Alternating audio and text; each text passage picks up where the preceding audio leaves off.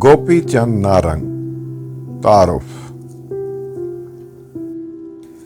Doctor Gopi Chand Narang Urdu इल्म अदब की एक मोतबर और अहम शख्सियत हैं। उनके एजाज़ात की एक तवील फहरिस्त है। 60 से भी ज़ायद किताबों के मुसन्निफ और मौल्लिफ होने के अलावा क्लासिकल अदब से लेकर तरक्की पसंद अदब तक और तरक्की पसंद दौर से लेकर जदीदियत तक और फिर जदीदियत से लेकर माबाद जदीदियत तक अदब के हर अहद और अदब की हर करवट पर गोपी चंद नारंग की गहरी नज़र रही है। वो मुख्तलिफ इल्मी और अदबी इदारों के आला ओहदों पर फाइज रहे हैं। बैरून मुल्क मुतअद्दिद सेमिनार्स और कॉन्फ्रेंसेस में शरीक हो चुके हैं।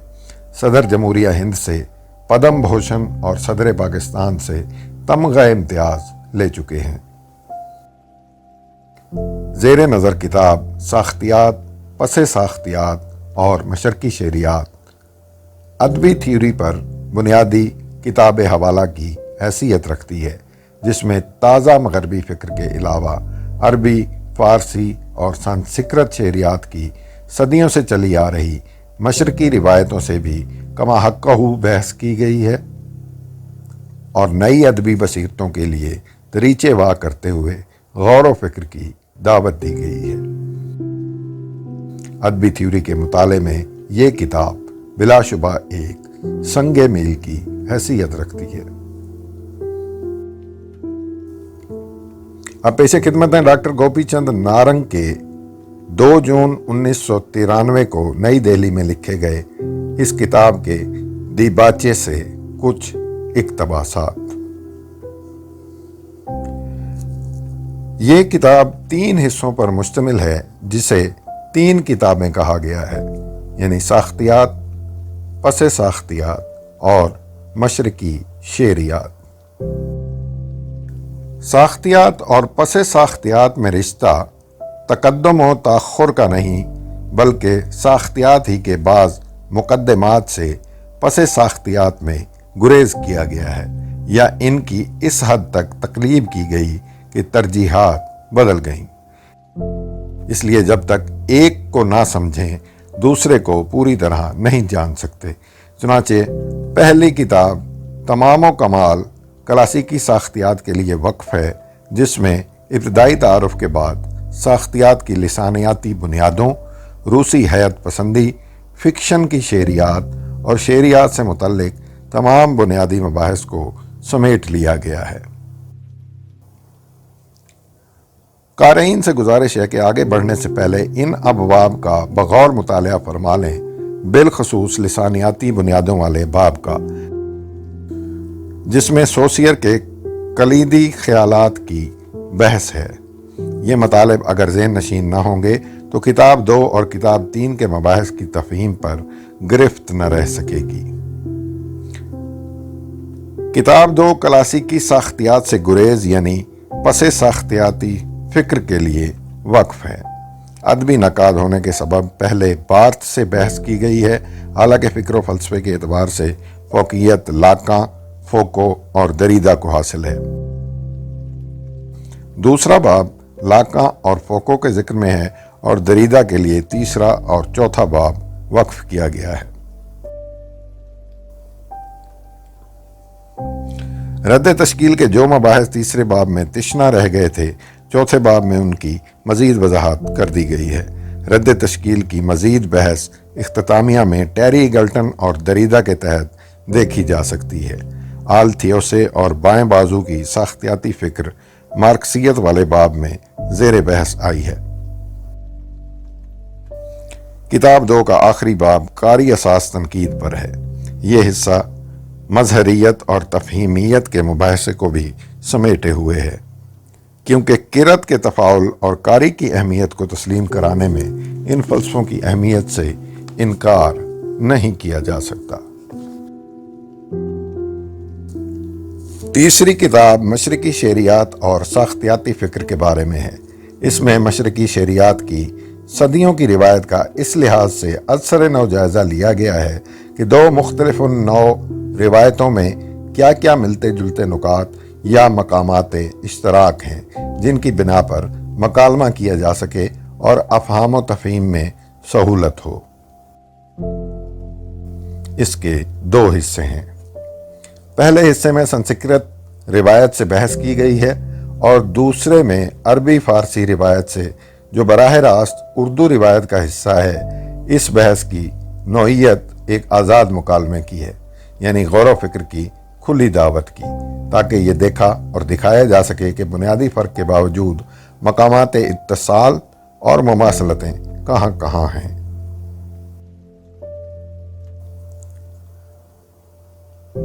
اس مطالعے سے یہ دلچسپ حقیقت بھی سامنے آئی کہ سوسیئر سنسکرت میں استعداد علمی رکھتا تھا، اور قرینہ غالب ہے کہ اس نے سنسکرت فلسفہ لسان اور بدھی فکر سے استفادہ کیا ہو۔ سوسیئر اور دریدا کی فکر اور نیائے اور بدھی نظریہ اپوہ اور شونیہ میں حیرت انگیز مماثلت اور مطابقت ملتی ہے۔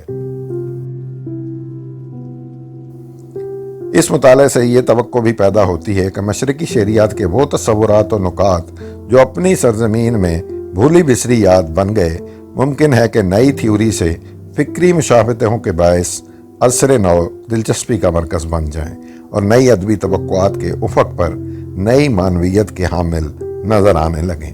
یہی کیفیت عربی فارسی روایت میں بھی ملتی ہے۔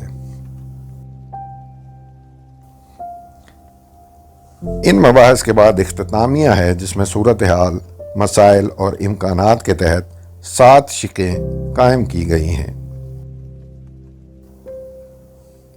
تھیوری کی مرکزیت اور موضوع انسانی کے بدلتے منظرنامے کی بحث کے بعد پس ساختیاتی فکر کی پیش رفت اور مارکسیت سے اس کے مکالمہ جاریہ پر نظر ڈالی گئی ہے۔ پس ساختیات اور مابعد جدیدیت کے رشتے سے بھی بحث ضروری تھی، تاکہ تازہ ترین چیلنج اور 2 ملتے جلتے رویوں کا فکری ارتباط بھی نظر میں رہے۔ اسی تسلسل میں مارکسیت کی مزید بحث ٹیری ایگلٹن اور دریدا کے تحت آئی ہے، اور آخر میں اردو کی صورتحال اور ضرورتوں کا جائزہ لیا گیا ہے کہ ترقی پسند تحریک اور جدیدیت کے اپنا اپنا محرک کردار ادا کر کے بے اثر ہو جانے کے بعد آئندہ کے امکانات کیا ہیں، نیا تنقیدی ماڈل کیا ہوگا، اسے بہرحال وقت طے کرے گا۔ متن کی خود کفالت اور خود مختاری کا بھرم ٹوٹنے کے بعد جدید تنقید کا حیاتی ماڈل رد ہو چکا۔ نشانیات کے اثر سے اب یہ طے ہے کہ معنی متن میں فقط بالقوت موجود ہے، جسے قاری اور قرأت کا تفاعل بالفعل موجود بناتا ہے، یعنی معنی وحدانی نہیں ہے اور اخذ معنی کا سفر لامتناہی ہے۔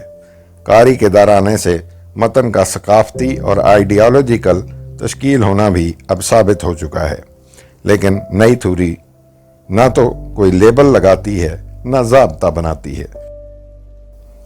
البتہ اتنا ضرور کہا جا سکتا ہے کہ نئی تھیوری یا پس ساختیاتی فکر پر مبنی نیا ماڈل جو بھی ہوگا غیر مقلدانہ اور انحرافی ہوگا۔ دوسرے نجات کوش نظریوں مثلاً مارکسی تنقید اور نسوانیاتی تنقید سے بھی اسے ربط ہوگا اور نئی تاریخیت کی بھی اس میں گنجائش ہوگی، جو باختن اور فوکو کی بنیادوں پر وجود میں آ رہی ہے۔ تنقید کے اس نئے ماڈل کی نسبت فرسودہ اور اذکار رفتہ فکر سے نہیں بلکہ تازہ کار ذہن سے ہوگی۔ یہ ہر طرح کے کلیت پسندانہ تصورات کے خلاف ہوگا، کیونکہ کلیت پسندی ضابطہ بندی یعنی ڈاکٹرین سازی کرتی ہے، اور ڈاکٹرین ڈوگما میں بدل جاتے ہیں، اور یہ جبریت اور آمریت کی دوسری شکلیں ہیں۔ اسی لیے نیا ماڈل خود اپنی نظام سازی کی بھی نفی کرے گا تاکہ فکر و نظر کی راہ کھلی رہے۔ یہ پیچیدہ عمل ہے۔ نئے ڈسکورس کو جگہ بنانے میں وقت تو لگے گا، لیکن وکٹر ہیوگو کا یہ قول پیش نظر رہنا چاہیے کہ جب وقت آ جاتا ہے تو خیال کی طاقت کو کوئی روک نہیں سکتا۔ آخر میں یہی عرض کرنا ہے کہ زیر نظر کتاب کے مطالب اور مباحث کا اصل مقصود یہی ہے کہ افہام و تفہیم اور غور و فکر کا سامان فراہم ہو۔ جو کچھ بھی کہا گیا بہت توجہ اور تأمل کے بعد کہا گیا، تاہم ادب کی دنیا میں کوئی بات حرف آخر نہیں ہے۔ اپنی بساط کے مطابق جو بن پڑا پیش کر دیا۔ مجھ سے بہتر کام یقیناً وہ لوگ کریں گے جو علم و فضل میں مقام بلند رکھتے ہیں۔ Thank you.